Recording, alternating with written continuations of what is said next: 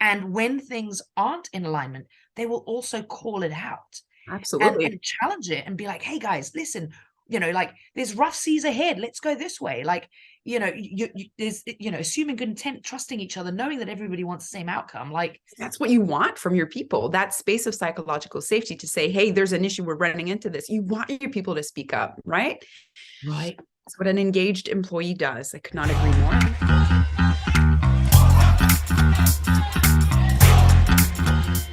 Welcome to Vibe Check, a place where we have open, honest, and authentic conversations about the human side of business. Our goal is to help you achieve better business outcomes with people-led initiatives. And to get there, there's only room for real talk and genuine advice. No sugarcoating here. I'm JJ, Office Vibes resident employee experience researcher and your host for this series. Let's get right into it. Today, our guest is Andrea Kalabski. Andrea is a coach, mentor, and people leader in no particular order, might I say, and a dear friend of mine.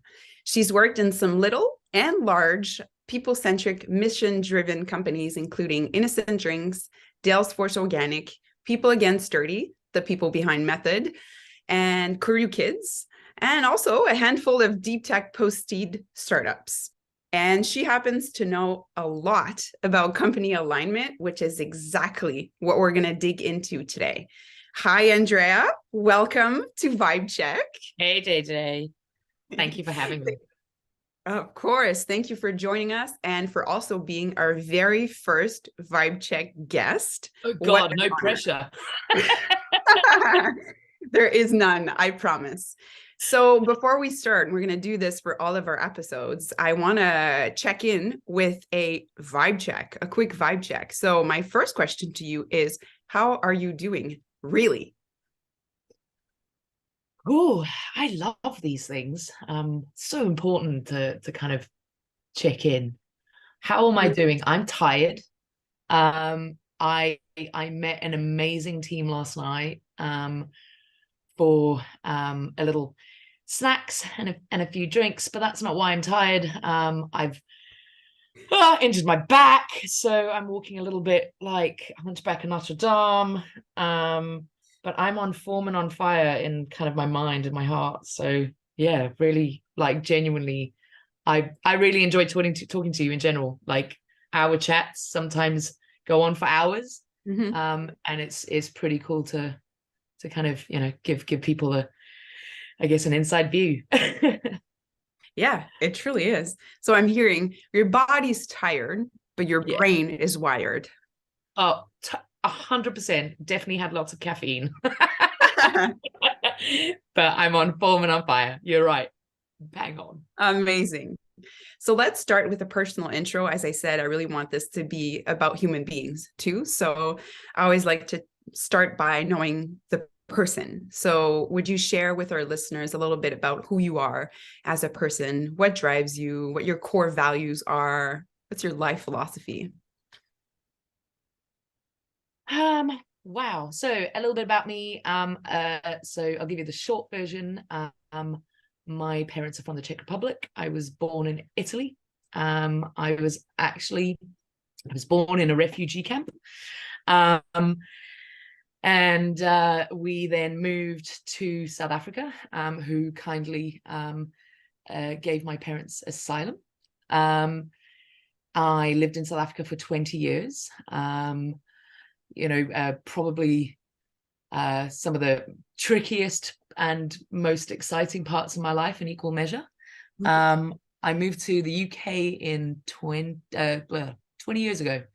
And this is where I've been since. And this is home, and I feel really blessed and looked after in a way that sounds a bit woo-woo. But all the tricky things that I've been through in life have given me miniature superpowers, and for that I'm grateful.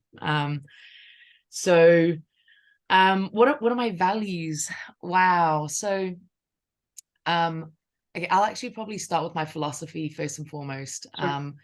I've got kind of two that I live by. One is, be honest. Your character is the one thing that is on display and the one thing that you own. So that's one. And then another one which I know many people kind of repeat now, as a result of knowing me, and these are not my words. I picked them up during my career, but they are seek to understand Mm. before being understood. I'm an endlessly curious human being. I love asking questions, probably to the detriment of my friends and relationships, because they're like, why do you ask all these tough questions? And I'm like, Stop. I want to know the answers, like I'm curious. And I love that. So Um, absolutely. I can attest to everything that you said. Of course, it's true. Who better to say it from a place of truth than you? But so what's the word? I can testify to all of these words that you said in the last couple of minutes could not be more true. Well, thank you for letting me and our audience into your life and those very personal aspects of who you are. I really appreciate the transparency is what I'm saying, I guess. Now that we know the human in Andrea, can you tell us a little bit more about your professional journey? Yeah, wow. So I was a nerd growing up. I By nerd I mean, like, I really enjoyed sports. I enjoyed school, but more for the friendships. And as a result of being a little geek on the inside, I really loved tech. So um with the help of a neighbor who lived in the same area, I built my first computer when I think I was 12. Yeah, and that was pretty cool. So kind of watching him do it, kind of, and allowing me to hold a soldering iron, was pretty cool, because I'm accident prone. So You don't say. if my mom knew that, she'd be like, you were doing what? But yeah, so when I started my career journey, I didn't have any ideas to what it is that I wanted to do, but I knew what I enjoyed. And it took me a little while to actually realize that doing what you enjoy, you know actually is really easy, because why make work hard. So I started kind of working in tech, and then I guess I joined the tech world of things and process improvement and all of that, just before Y2K. Mm-hmm. And um I realized that, like, people inadvertently use technobabble to confuddle businesses or individuals, or confuse them, and I found that really uncomfortable, because I knew that the world wasn't going to come to an end during Y2K. I was like, why are we scaremongering? This is ridiculous. So yeah, so I fell out of love with the tech industry, and when I came to the UK, deleted everything off my CV when it came to tech, and I basically started temping. And one of my first jobs was answering, and this is hilarious, answering the banana phone at Innocent Drinks. What? And yes, it was in the shape of a banana. Yeah, and I was only supposed to be there for 3 days. So it's like their consumer line, right? Right. Except that on the drinks back then, they had a little thing that said, call us for us to tell you a joke. And that's what I was doing. I was getting paid to tell jokes on the phone. Are you serious? No, exactly. But yeah, and so 3 days, I was only supposed to be there for 3 days, Mm. and 3 days turned into 9 years, because I became really close friends, and still an insanely close friend of mine, with the head of people at the time. Her name's Bronte. And so my 3 days turned into 9 years, because she outed me to the founder, about my technological background. And she did it with good intent. I'm certain of that. And yeah, so I basically kind of went from, I guess, not doing it and deciding I didn't want to do it, to doing it for a business that I truly loved, Mm. and I trusted and I believed in, and I wanted them to do incredibly well, and they believed in me. So yeah, so I did that for 10 years. Then I moved on to another company. So the managing director of Innocent Drinks moved on to another company. And he became the CEO, and he was like, I want you to join us. So I did. And I was consulting for them. And he said to me, right, so now, like they long story short, they eventually I got a job offer. And I was like, oh, great, I'm going to do their tech. I was in the job for about 10 days. He said, no, I want you to take over the people team. And I went, What? I know nothing about employment law. Like, you realize that. Like, I was like, I don't have a Scooby about employment law. And again, so he's also now a very, very close friend of mine. And, bless him for like really just going, hey, Andrea, I want you to do what you did at Innocent. But I want you to do it here with, I guess what we then called the people, the environment, and the tools that they use. So that was like my first role. It was a hybrid role. I was both the head of IT and the head of people at the same time. And I did that for 5 years. And then I took a career bungee. And I've been in people since. I've dropped the tech side of it. It doesn't delete out of my head. But it's really helped me. It's helped me be efficient and effective, and kind of make space for the really meaningful parts of people. And then kind of fast forward, I've kind of had a few people roles, European VP of people at Method Ecover, just during the point in which they sold to SC Johnson. And then my last gig was Corey Kids, phenomenal founder. Rachel is a New Zealander, and on a mission to really improve the world of childcare, starting with the UK. And the first female founder that I've worked for, and hands down, I guess, because it's my first, has been my favorite. So I feel like that's why when I say to you, I feel lucky about what the UK has given me from a life perspective. When you look at, and please, I'm not sharing this for kind of pity or anything like that, but when I look at my beginnings, and they were incredibly humble. I had somebody told the child in me who had a really tricky and tough life, that life would give these opportunities, and gift me, with literally a treasure trove of some of the most amazing friendships through the work that I do. I wouldn't have believed you, so yeah. I can hear the gratitude.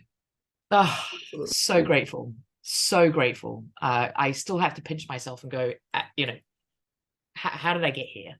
So. And the pinching speaks to me, because I feel it needs to stay that conscious effort to constantly pinch yourself and say, look at what happened, because it's so easy to take things for granted or forget, or, so. Absolutely. It's a reminder in life that is needed in all aspects of who we are and all the roles that we have. Totally. Like there's this thing that, like, I know people make fun of me for repeating stuff, but it kind of, repeating stuff helps me remember why I'm doing stuff, right? But no one wants to get to the age of 80 with their teeth in saline and a cup next to them on their bed, and go, oh, I worked, doing work that I disliked, working with people that I disliked, doing something that just for money. Like, or wasn't true to who I am. Yeah, exactly. Like no one wants to do that. I don't. I can't say no one. That's actually probably a sad statement. But I want to get to 80, my teeth in saline in the in a cup next to my bed, and go, I worked for great people, with great people, making an amazing impact. And I'm proud of what I've done. And I've learned so much along the way. So yeah, that's what I want. It's what it's about. How much you learned, nothing else. No. That's what the journey's about. And that's what one thing you taught me when we met the very first time. We were talking about performance management. I was telling someone on our team yesterday just about that. And I remember I wrote the actual quote, and I wrote your name, Andrea Kalowski, and the date. Said it should be about how much you learned and nothing else. And that forever will stick with me. So thank you. Okay, let's dive into our subject today, which is alignment, right? It's an integral part of how you build a business, how you engage your employees, how you retain your employees. Of course, I don't need to do that intro. I know what everyone knows. I want to first hear you with, the basics, I guess. What does alignment mean to you, both personally and from a business perspective? Ah, good question. So for me personally, like I've found myself being able to thrive when my personal values and my motivations, my aspirations, um, are in alignment with where I work and what I do. So for me, alignment is like where it all starts. It's when I think of the word alignment, I think of my spine, right? And I go, and I've been, having had the injury that I've recently had has taught me how important my spine is to me, because I now can't lift my hand or my arm without feeling pain. And I realize everything is connected to my spine. And for me, like alignment, that's really what it is. Everything is connected to it. If you are aligned, and if the work that you do is aligned with you, like you're putting yourself in a position of thriving. So yeah. The condition of success, right? Totally. Totally. And you know what, like, so Meredith, I still cannot get over how well, so Meredith, so she is the CEO of Think Human, right? Yep. She described, and it's so profound, right, that I was like, so Meredith obviously, can do kind of short sentences, and I love her for that, but I'm not good at that. But the way she described it was alignment is a shared reality. Yep. And I was like, wow, like I love that. I love that. Like that's going to stick with me like forever, I agree. It can be applied. And I love the fact that it's applied to all aspects of life, personal, professional, and everything in between. Totally. It's fueling everything that you do and driving your work when you're in complete alignment. That's it. You're willing to go through a wall, basically, because totally, it's rooted.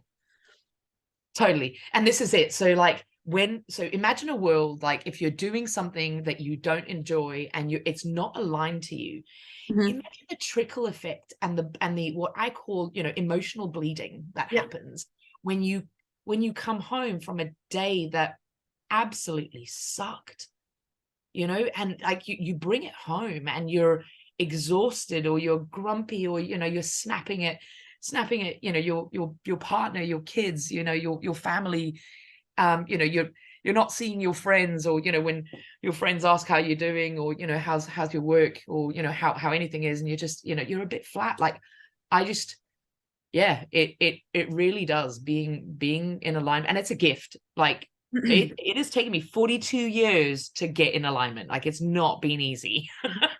It often comes along with a lot of discomfort and pain and conflict.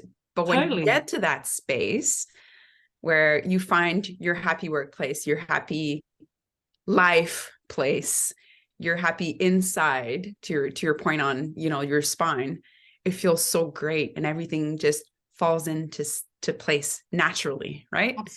Absolutely. And it's a journey, like it's a journey. It's just like everything. It's just like dating. You're going to meet some friends, and you're going to meet some princes or princesses, like, and you're going to make mistakes, but through those mistakes, it's all about what you learn from them, right? And what you put back into your little tool belt. Don't carry a tool chest. Tool chests are heavy. What you put into your tool belt and take on to the next journey or the next chapter. Absolutely. Yeah, it's a journey. I agree. Okay, so we said it in our opening, as you're having a drink of water, please hydrate. Vibe check is really about real talk. So we must, I feel, discuss the current economic climate, as we can't go around it. And we're seeing HR leaders really trying to have an impact on the wider organization in tough and uncertain times. How do you think they can use alignment to do so? So Um, it's very easy to go down the logical answer of this, but I'm going to go down a softer route. Um, I've always had this belief. Actually, I've always had this belief, but I haven't been able to express it. So here's me expressing it. Okay. And that is that, philosophy wins over strategy, hands down. Behaviors and character and, kind of mission, like all of that can win over strategy. I think so. When I think about, like, the tough times, there's a sentence that we used at Innocent that was, tough times don't last, tough people do. And I think it's on the wall somewhere in the offices, almost certain of it. Mhm. um and that's not to say, that you need to be, I'm going to swear, sorry, that you need to be a hard ass. But that, actually, like, having a bit of grit and resilience and kind of falling down 7 times and getting up 8, to try a different method, is helpful, and it's helpful to you, rather than kind of, accepting defeat. There's another quote that kind of says, true failure isn't the actual failure itself, it's failure to try again. Mhm. Mhm. um so yeah, so I think, when I think about kind of tough times,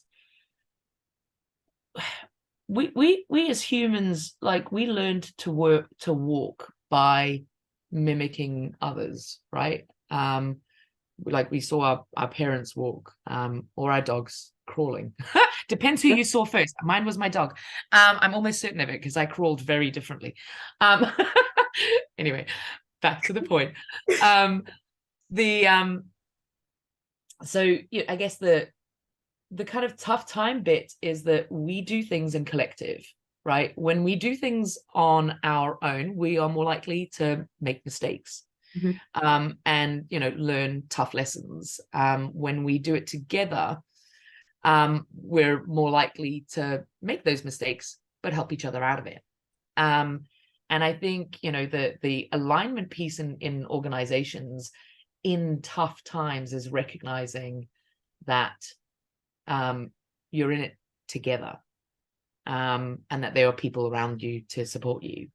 I think when it comes to, kind of the economic climate that we're in right now, I see so many businesses right sizing. Mhm. We've just heard all these tech layoffs, and, like, it's it's hard, but it's also, I'm going to go down the philosophical routes and kind of going, well, what can you take from it? What have you learned? Even if it was a short journey, how has it made you a better person? How could you, have you, was your right sizing an experience that, was a tough one, and that you would do differently and better? Well, if you would, then when you join a company, be part of that voice, Mhm.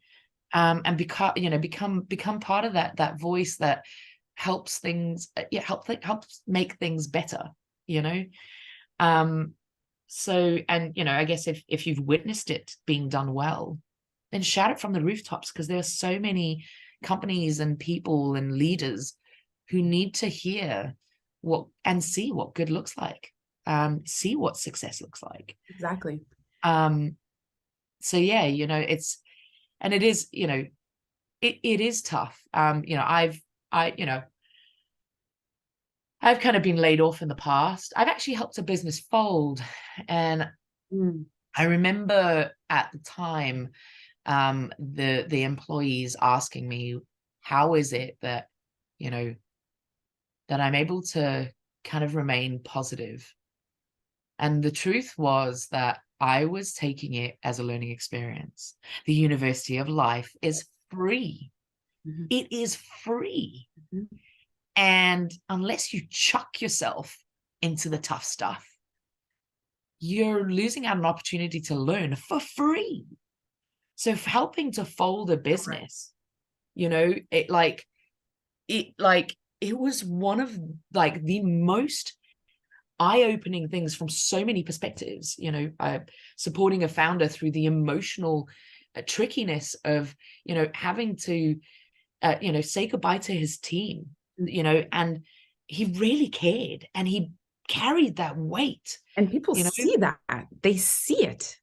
100%. When it's genuine, it transpires through your words, but through your actions, your nonverbal expressions. People feel it and they remember it. You said to me one day, people won't remember what you did. They'll remember how you made them feel. Sorry, I completely destroyed Maya Angelou. Oh, what a woman. But I mean, that's what it is. That's the power of collectivity and caring for one another. And they say, you want to go fast, go alone. You want to go far, go together. Totally. That's that African proverb. It totally is. Yeah. And we're 100% right, you know?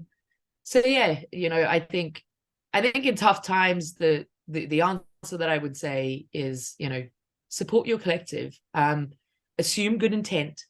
No one in this world, you know, would want to harm anybody. It is not, you know, like it is sometimes a necessary, unfortunate pain that businesses do have to right size. And what can you learn from it? You know, like, and just know that you will be okay on the other side. You will be, you know, like you've got gifts and talents and skills that got you that job in the first place. Someone else will come and snap you up, of course, and be grateful that they have you on the team. So yeah, just know that it's momentary. It is, you know, it's just like a season. You're going to go through, you know, winter, and it's going to be cold and it's going to be tough. But I promise you, spring is coming and growth is coming and fruit is coming. Like, you just hang in there. It's only a moment in the journey. 100%, 100%. Like, you know, just you've got at least, now that our life expectancy is quite big, you've got at least 100 years on this planet. Unless you go join Elon Musk and go to Mars or the moon, like, you know, like you might have more, who knows? But you've got time. Yeah, we do. We do. Let's talk to our people leaders, our people ops teams for a minute. I want to help them with some advice from you. What would you feel from your experience is the role of a people ops team in aligning an entire organization? I often say, you know, the people side of things, there are 3 ways that a people leader can do something. It's to the company, with the company, or for the company. Okay. And each of those modes creates a different culture and creates a different understanding. And you know, I'm not saying any of those are right or wrong, but I know I have a preference, and that is with. Yeah. I will not do 2 and 4. If somebody wants me to do 2 and 4, I will find them somebody who will do 2 and 4, and I'll happily push the eject seat. You know, but it's not aligned to what you value. You value collectivity, so of course you would pick the with path. You know. Yeah. You know, so I think it really is, you know, I guess, you know, our gift of working in the world of people ops says it in its name. It's people, right? And it's drawing out and helping leaders understand or how to use the listening mechanisms that exist for them, whether it is one-to-ones, objectives set, you know, moments of connectivity, all hands meetings, you know, tools like Office Vibe, you know, whatever it is, you like learning to use those listening mechanisms so that it draws out moments of, you know, where is there alignment and misalignment? You know, where do things need to pivot? Where are they going great? And how can you celebrate them? I agree with everything you said. And I want to pull at a thread in there and tie that back to business outcomes, because businesses are businesses and they have outcomes, whatever they may be, that they want to achieve. How is this alignment that you just described and the mechanism that allow for them and the tools that you mentioned, how does that lead to better business outcomes? So I'm going to use an analogy that I know we've used a lot, Julie, in the past. And that is the boat, right? Okay. So like, how, you know, I guess the answer to me, you know, how does it lead to better business outcomes? If your team and you as a leader and all of you as a collective are all in alignment with the mission, the vision, the behaviors that are required to, kind of be good humans. If you're all in alignment with that, then choosing your direction will be easy. And getting into it. So I'm going to use the example of a boat, right? Being in alignment will allow you to achieve those outcomes. If you're in a boat, so imagine everybody's in a boat, they're all going to be like, right, if you know your direction, you go, oh my God, I'm going to use a really bad analogy. We're in England. We're about to go across to, visit JJ. We're going to go to Montreal, but we're going to go in a boat and we're going to row it. Yay. Right.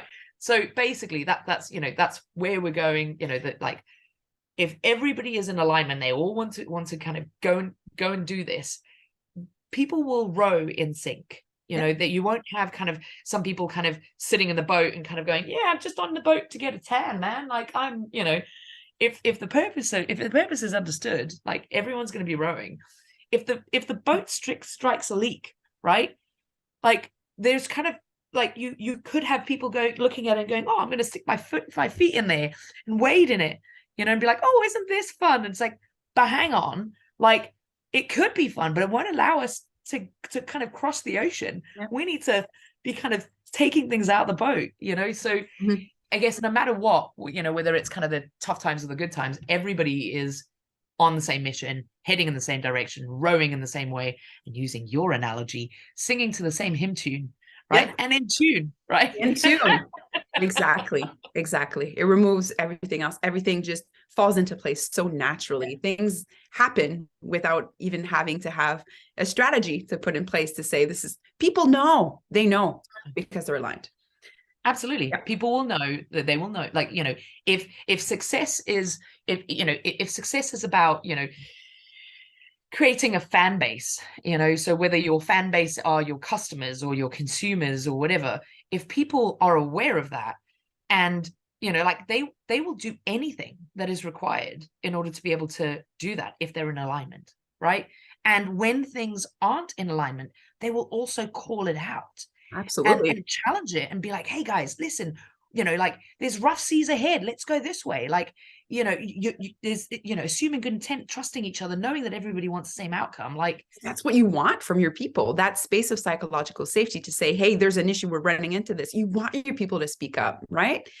Right. That's what an engaged employee does. I could not agree more. And then the rest, the detail, the tactics, how we do this just becomes execution that is flawless, because at the core, your foundation is there. You have trust, absolutely. You have alignment. Yeah, absolutely. And it doesn't happen overnight. You're going to strike a leak and you're going to be like, how do we deal with leaks? We've never had a leak. There'll be like disagreements in it. You're misaligned as to how to deal with the leak, but kind of getting aligned, that's a great journey. Like it's a great learning experience. Absolutely.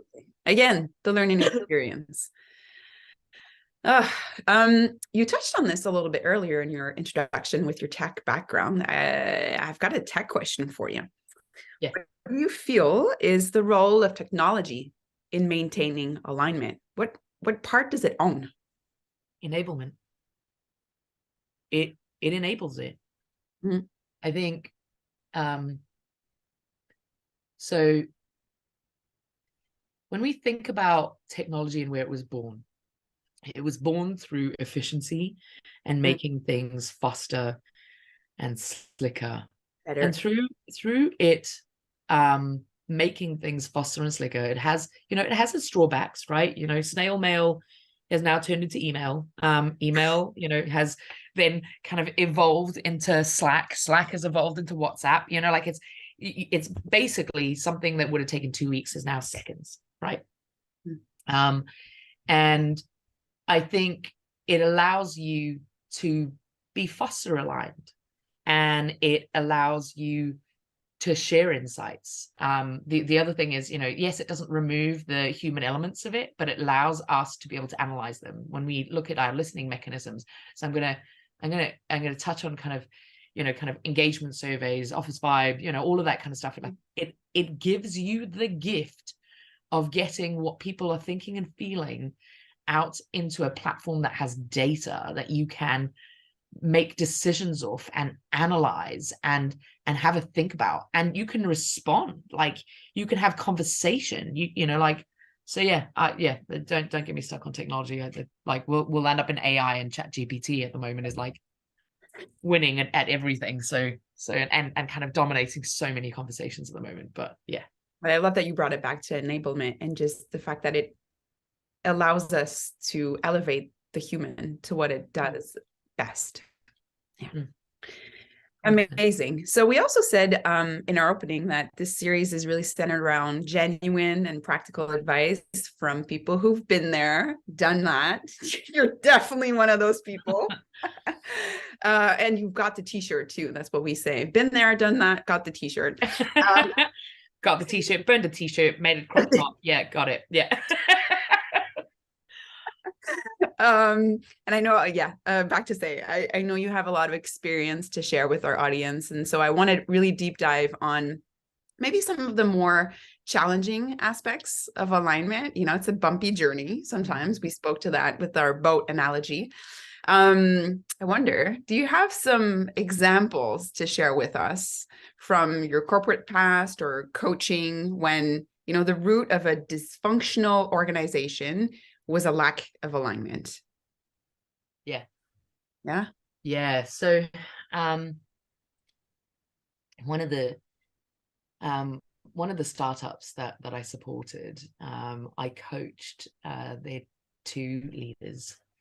There were five leaders in their leadership team. Okay. And so it's so funny when they hear the story. I'm almost certain one of them will listen to this. When they hear the story, they'll know exactly who it is.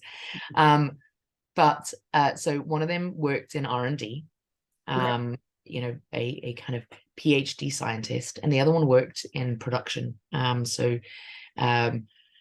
Basically, if I had to explain in layman's terms, you know, you got the person coming up with the ideas, and then you've got the person, you know, I guess the other leader who's all about executing and making those ideas happen. Yeah. And these two leaders were really struggling within their relationship with each other. They didn't see eye to eye. Okay. At all. And like what was happening was an inadvertent mimic of those behaviors, so like an us and them in their teams, right? So imagine if the person who's leading the team that's coming up with the ideas, imagine their team not getting on with the team that need to execute those ideas. Like you in terms of misalignment, like you cannot, like, you know, from a personal perspective, you know, it creates an us and them, and it's inadvertent. Like it's not intentional. You know, they couldn't see it. It's the two pieces of the puzzle that just don't fit. It just, yeah. Totally. So yeah, so I embarked on a one-on-one coaching journey with them, and then a collective what we kind of described as an intervention. It was their choice, you know, like between the two of them. Okay. And I learned so much from these guys as human beings. And I really wanted them to see each other's perspective. Mm-hmm.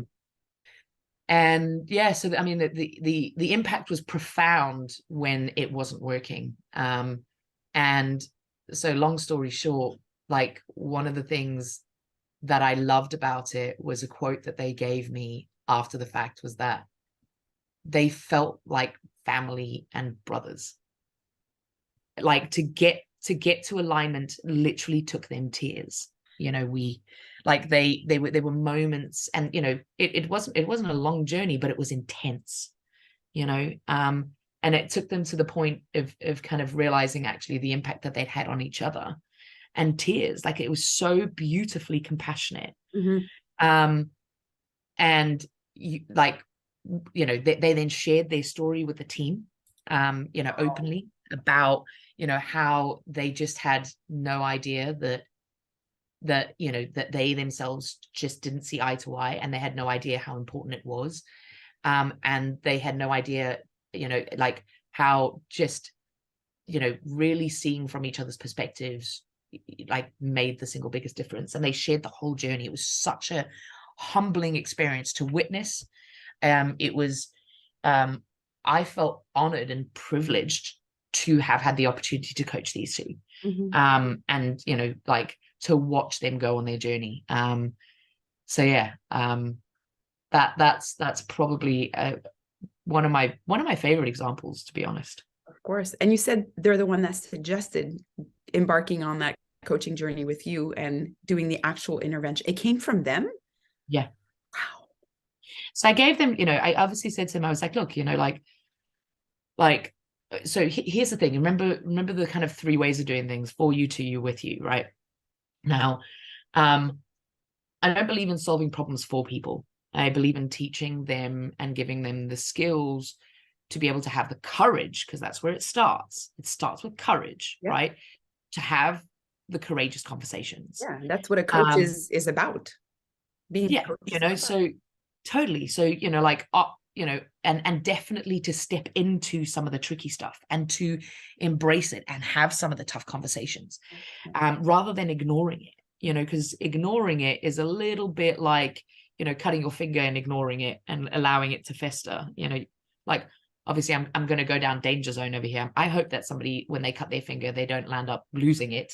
But if left untreated, they could, yeah. So yeah, it's just, you let it fester, and like, it's unhealthy. And like, the fact that, like, in human relationship, in, say, mum and dad, the fact that kids can pick up on when mum and dad aren't getting on, or kids can pick up when that things don't seem right, like, if kids can pick up on that, like, guys, we're primal beings. Of course our team will. Of course our team will see it. And no matter how much you hide it, no matter how hard you try, And they look to you for an example on how to solve it. Absolutely. And there's this element of, like, one of the roles of a leader is showing people what success looks like. And to show them what success looks like, you've got to allow your team to see that messy middle. They need to see you fail. They need to see the tough stuff, because they need to see how to claw themselves out of it when they watch you do it. It's as simple as saying vulnerability builds trust. Totally. And 100%. so many leaders struggle with that. So many people struggle with that. Absolutely. Yeah. And that was the backbone, believe it or not. The backbone of their relationship breakdown was down of trust. As it often is. Yeah. And they were too scared to even tell each other that they didn't trust each other. And I was like, but it's so hard to say that to someone else. I've personally experienced it. You've coached me through that. And it's hard to come up with the courage to say, you know what? I don't feel safe. Yeah.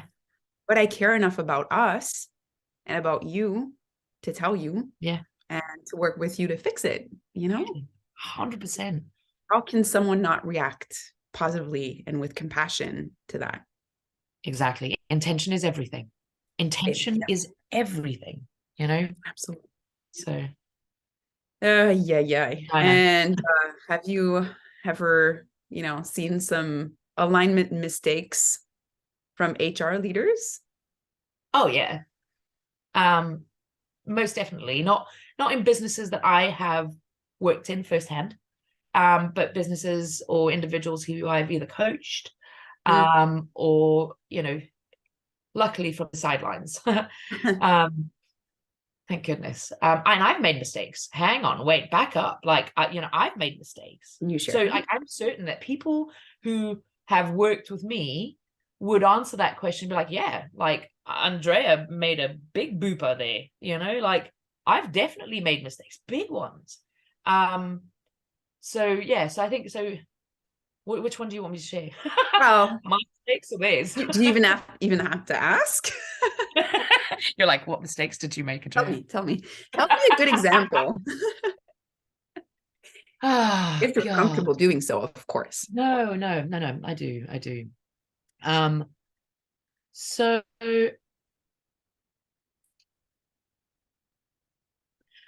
my example of mistakes that I've made was losing my voice. Was not speaking up when it was important for me to speak up. Absolutely. I once worked in an organization, um, and um, the sorry, there was a lot going on in the organization when it came to change. There was a lot of, you know, Mm. like transformational stuff that needed to happen. Storming. Yeah, totally. Like loads and loads and loads of storming. Yeah. Um, and so a mistake that I made was not sharing with my team at the time that I was struggling with the weight of the storm. And I, and I, so it's funny because I'm meeting one of them this Saturday, and she will recall this because I became quite grumpy at work. Hmm. Like, and by grumpy, it wasn't that I would snap or anything like that, but it was more a case of, you know, not almost not being clear on why, right? So not being clear on the why of specific outcomes, etc. Because I was energy drained. I was energy drained and unable to, I didn't have the emotional capacity to deal with my own stuff because of the weight that I was carrying through the storm, and trying to protect my team from that. That actually, the storm, like I would say, kind of bear down on me. And as a result, I was quite just, almost switched off a little bit, where I was like, guys, we just need to get on and do this. Yeah. And I was so deflated and it was so hard for me. And, you know, it was only at the point in which I shared it that they were like, oh my God, Andrea, why haven't you told us this? And I'm like, guys, because it's not, and that's when I realized, like, what I did, I would never do again, ever. It's a case of put on your own mask before you start helping the person next to you put on theirs. Totally. But also this element of like using the collective, right? Yeah, exactly. So, like in my true analogy, the boat had sprung a leak, Yeah. And here I was trying to get the water out of the boat, not telling the team that the boat had sprung a leak. Yeah. And I tied myself out from doing that, and like trying to get the leak out. That I just I failed to communicate effectively. Yeah. And it wasn't about the failed to communicate about the springing of the leak, but the fact that I was exhausted. Yeah. So yeah. Your team needed to know that. Yeah, and they do. And this is it. So my second time round, so I'd kind of been down that journey before. My second time round, I had no holes barred. Like I hid nothing from my team. Even when it was tough on me, like this wasn't an element of like people often go, oh, you shouldn't share that kind of stuff. What do you mean I shouldn't share that kind of stuff? I am going to share it. I'm going to share it because people need to see how you get out of it. Yeah. I'm going to share it because people need to learn from it. And I don't care if in those moments I make mistakes, or if in those moments, because I'm going to make a mistake and I need you to correct me. Yeah. Like we're in this together. So yeah, there was no holds barred. And yeah, I made a mistake and made mistakes in that moment as well, but like it's all a learning experience. Mm. I will go down with my ship despite how people despite how people see me. I always say to leaders, do good irrespective of how you look. Just do good, have good intention, just do it for a good reason. Yeah, exactly. Do it to learn. Do it if you're going to do it to learn something. Yeah. It makes me think though, like what I think a lot of people perhaps have seen someone in that situation or has looked at someone in that situation or been in that situation, you know, being perceived as the person who comes into an organization and faced with the perspective, maybe the perception of people around them, looking at them and saying, yeah, they're here to change the way we do things or rock the boat. How do you deal with that? What advice do you give that person? Kind of, you know, they recently joined that organization, they're tasked in helping the organization grow, but they're up potentially, most likely actually, against that perception that they're here to change everything and reinvent and like rock the boat. What people may be dealing with is an essence of mistrust. Mm. And it won't be because of something you've done. It will be a legacy trauma in a previous organization or previous life, or Right. you know, in life, even in personal life, of where someone new, you know, when the new friend joins the group, you know, like it changes the dynamics. What are they there for?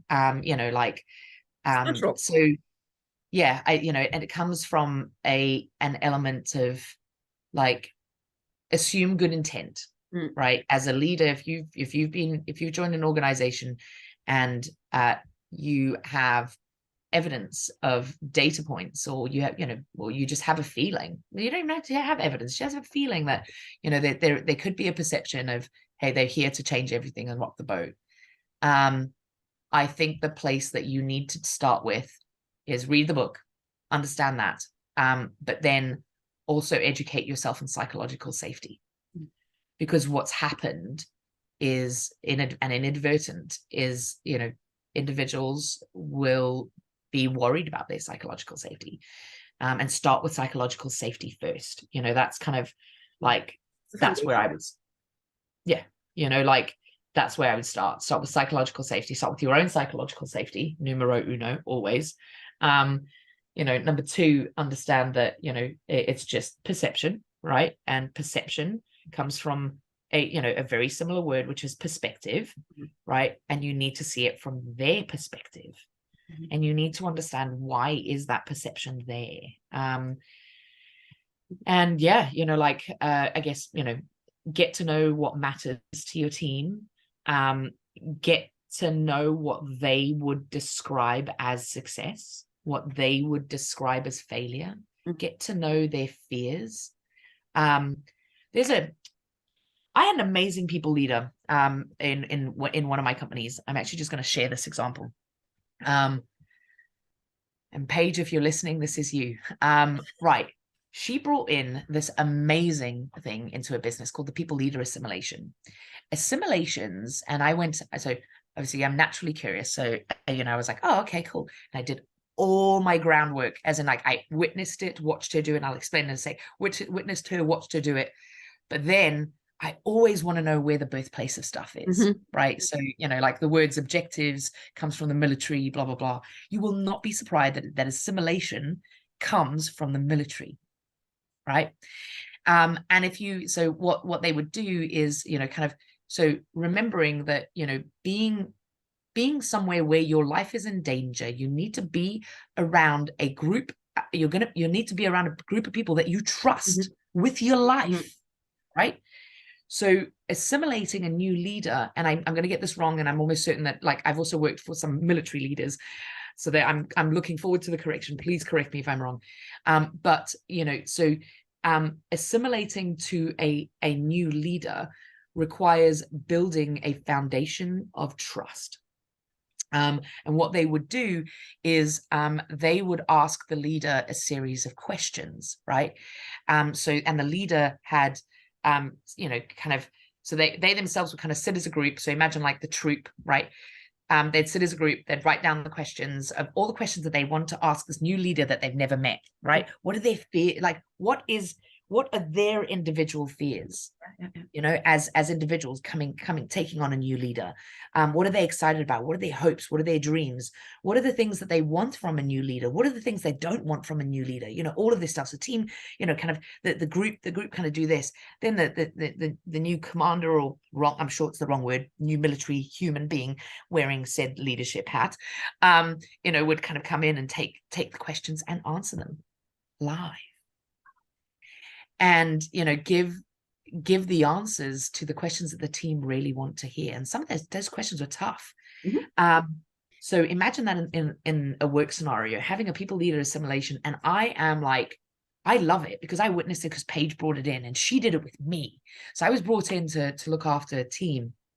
And like having witnessed it through experience and having my team, future team, ask me tough questions, really tough questions, you know, that allowed me to bring my human out, help them get to know me, because they asked the questions they wanted to ask. Exactly. You can. So my advice is, you know, have a look. There is, I will remember the book. There is a book that talks about the kind of leadership assimilation from a military perspective. Please don't be militant about it. You know, have fun with it. But yeah, that was down to my, you know, a global VP of people that introduced me to people leader assimilation. I love it. The image that keeps popping into my head is, if you don't do that, if you don't build that trust, which you can do with asking all of those questions, again, curiosity at work here, like it's concrete advice. If you don't build that, it's like you're putting up walls for your house without a foundation, without that solid base. What's bound to happen is those walls will fall. Totally. Now that we've had so much fun, let's bring up the T word being turnover. Yeah. I want to take a moment and revisit that. I find it's really important to make that link between misalignment and turnover, because we all know it can lead to it. What would you say in your experience have been the key signals to look for in order to avoid misalignment really affecting employee turnover, like at the end of the day? Regardless of what you're thinking about, whether it is retention or reward or how you're going to do you know, your feedback or reviews, performance reviews, always start with your existing team first, and engagement will measure your existing team. And then as I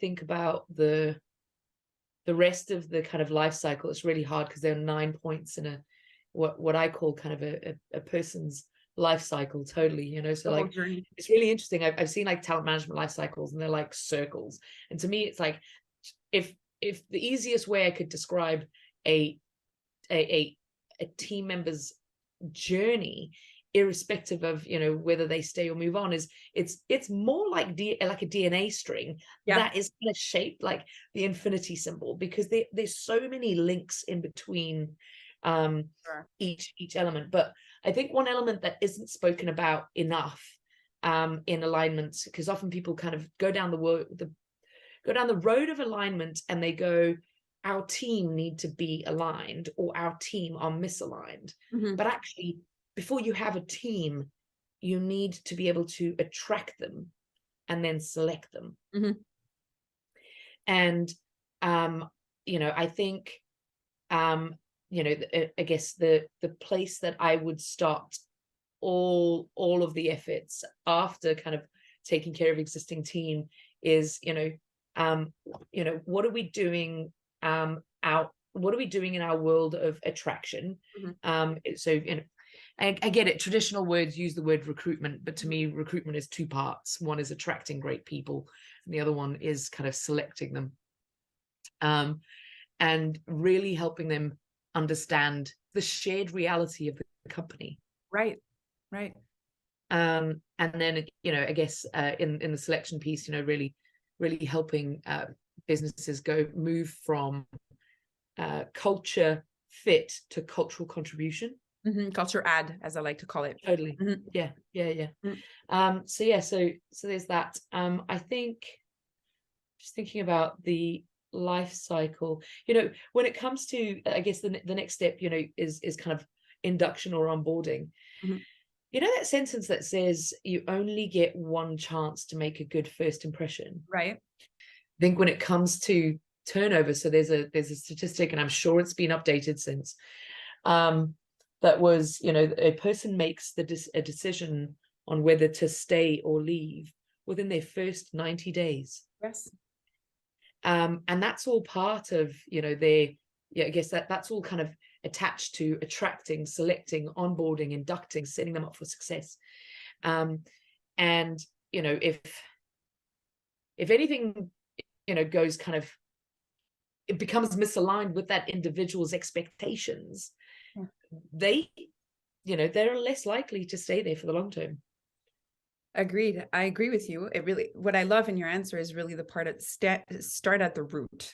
And that's where the root is. Yes, there's your existing team, but you really have to start that alignment as early as possible as you're bringing on new people to your team. And I highlight what you said about the importance of the first 90 days.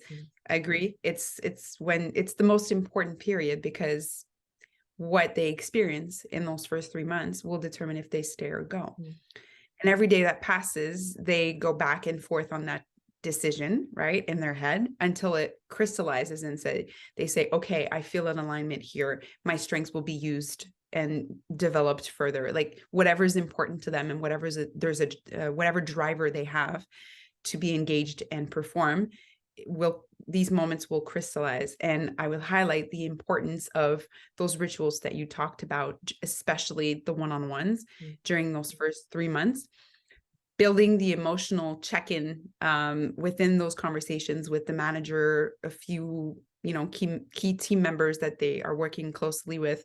Creating those moments of human connection are super, super important in those first 90 days for the reasons that we mentioned.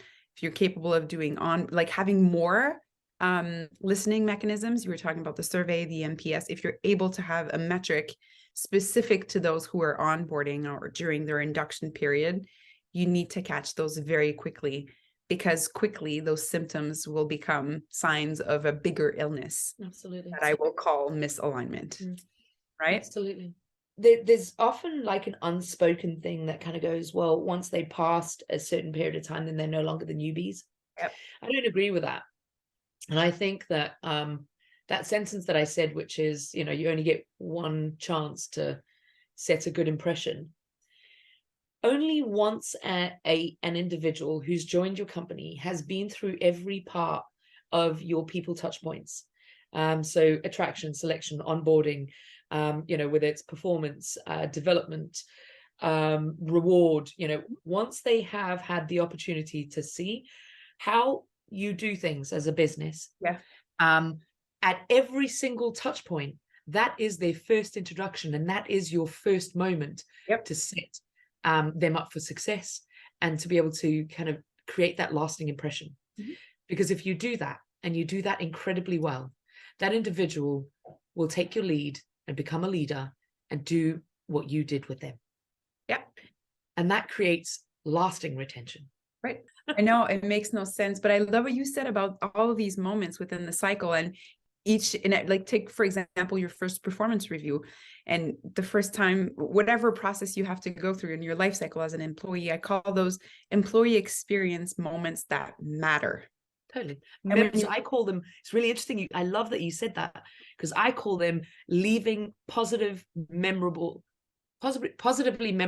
experiences. There you go. Same concept. Yeah. And what you said about that creates lasting retention, you cannot be more right. But I would also say, because relationships and people and connections we have with others at work are so important, to your point, people don't leave for companies, they leave people, It creates contagious retention. Because when you have these people who are having such a positive experience, they can pick up on others not having a similar experience, walk them through it, teach them. They become your ambassadors, right? Yeah. Actually, I'm just going to give you one more story. At Koru Kids, God, if I'm gushing, they did things so well, right? Koru Kids, we have a gratitude channel, and it like gets, everybody's kind of sharing weekly, or like daily, or like any minute. It's just a channel that everyone has access to. But one of the things, remember when I said to you that working at Koru Kids was like every people person's wet dream? Yeah. Imagine this. Imagine people are having what other companies would call performance reviews, except we call them feedback. And anytime, so it was the most beautiful thing to see someone who's just had a feedback session go into the gratitude channel and be like, I've just had a feedback session. I wanted to say thank you to every single individual who input into my feedback session.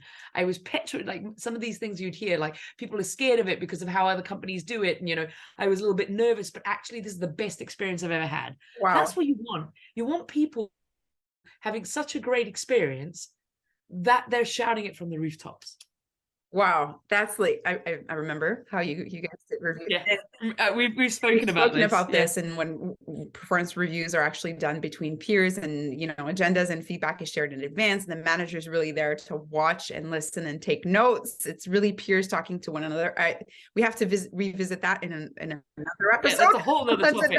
That's a whole other episode. But I want to highlight something to close on that subject. And you said at Crew Kids, and you said you're still talking present tense, and that makes you a forever ambassador. It makes you a retained employee, even though you know. Totally, like there will always be a we with Crew Kids, like always. Like, and this is exactly it. It's, you know, having the fact that business had such an impact on me, and a reminder that, you know, businesses, you know, can be, you know, both delivering results and kind, you know, that they can, you know, because that, like, that for me is kind of goes, well, that's what I'm going to repeat everywhere else. And you're welcome, Crew Kids, because this is almost like a free advert for people to put your door down and join you. But it is. You know, it is, and it should be, because it's a perfect example of creating a meaningful experience and really keep building your ambassadors, keeping your ambassadors, and having like alumni ambassadors. Absolutely. That's what you're looking to build when you're building a business. Well, first, thank you for all that advice and all that vulnerability and all those examples that you just shared. It was a tough part of the conversation, but I felt it needed to be had, and be there for really valuable, actionable, genuine advice for our audience. I hope they enjoyed it as much as I just did. But yeah, let's end on a positive note and bring in the concept of culture a little bit, because like we've did into the conversation, but we didn't talk about it really out loud. Yeah. And we recently at Office Vibe published a zine to be trendy. Was that zine the one where I was like, JJ, start a podcast? Yes. That's the one? Yeah. And the theme was really around organizational culture as a main topic. My last question would be, how do you integrate alignment into your company culture? I would say psychological safety first. Start with asking how your people really are. Again, yeah. And create safety together. So, you know, there's elements of kind of leading by example, share vulnerably. Mm-hmm. I'm going to say something that some leaders will disagree with, but build philosophy over strategy. Build philosophy first, because if your philosophical views misalign, your strategy ain't gonna be possible. You know, so kind of philosophy first, you know, then, you know, once you've got your philosophical beliefs, and you know, kind of, and you agree on them, have a cheese night, have a she's night, have a, you know, like whatever you want to have, where you just discuss what you all agree on, you know. So yeah, and then, you know, kind of do mission, vision, values, you know, like what really matters, build intentional transparency, and display intentional transparency. So I've worked in 2 businesses where they've done this phenomenally. One of which was the latest one, Crew Kids. Rachel, as a founder, is one of the most transparent human beings that, you know, I've had the privilege of being able to work with. There are no holes barred there's nothing, everything is available, and everything from, how she's feeling as a human being before having a meeting, all the way through to, the financial results of the business, and including the tough stuff. Because if everyone knows the tough stuff, everyone can come up with solutions how to solve it. It's genius. Everyone's emotionally naked. Exactly. They're standing there stripped down, emotionally naked, and you're safe. There's no ego, like it's so, and I have to thank Rachel for reminding me about this through experience with working with her, is, like this element of like having no ego, of like putting it to one side and not being afraid, and recognizing that actually, like failure is key, like failing is important. So, and when I say reminding me of it, these are all things that I did and believed and executed. And I'd always dreamed of a world where a founder or leadership teams lived it. Like it's every people, human being, and people ops dream to work in a place like that. And that's how I described Corey Kids. Was like, dude, it's like this is a people ops person's dream, is, transparency and honesty, through vulnerability. So that's what I like. Be intentionally transparent. Geez, I use far too many words. We love it. I'm glad I asked, because your answer really, really sums up in a few sentences everything that you said throughout the interview. Like it's a perfect recap. So thank you. It does. Yeah. Well, I listened, and that's how I heard everything that you just said. You just brought everything back into one final piece of advice. So that's awesome. It was wonderfully done. Oh, thanks. It was wonderfully done of you summarizing it, because I used like a million words where I could use 3. There are moments where I want to be more Meredith, right? So Meredith, CEO of Think Human, where she's like 2 words. I'm like, wow, I feel profound. And I'm like, I like meander through like a million words. I'm like, oh yeah, then that's my point.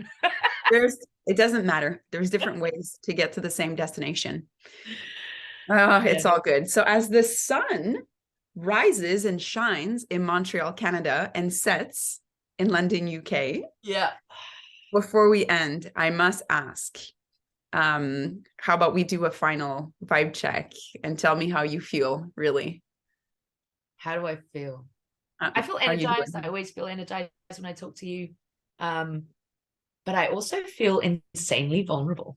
I shared some real like vulnerability. But with the intention of, potentially giving people an opportunity to see that it's okay and that it's necessary. But yeah, it's a little bit discomfort. It's like putting on a size 5 shoe when you're a 6. But I've actually really enjoyed it. Yeah. Well, I can speak for myself, but I'm sure I can speak on behalf of our audience who'll be listening to this. This has been a real gift. So thank you for your vulnerability, all the advice that you shared, the laughs and the emotional moments as well. Thank you. I think this was a really selfless act and good deed that you gave to us today. And thank you again. Thank you. Honestly, thank you. Honestly, it's like you are one of my favorite humans to talk to. Sometimes we say some profound things. Other times we're like, did we really say that? Yeah. So thank you. I genuinely really, really enjoyed it. And I hope you do incredibly well with the series. I am so excited to kind of hear loads of people speak, and give a voice to the human side of people, because we're not a resource. We're definitely not a human resource. We're not. But yeah, just seeing the human element of it. Yeah. Build that tribe, gal. Yeah. Thank you for bringing that to Vibe Check. All right. That's a wrap.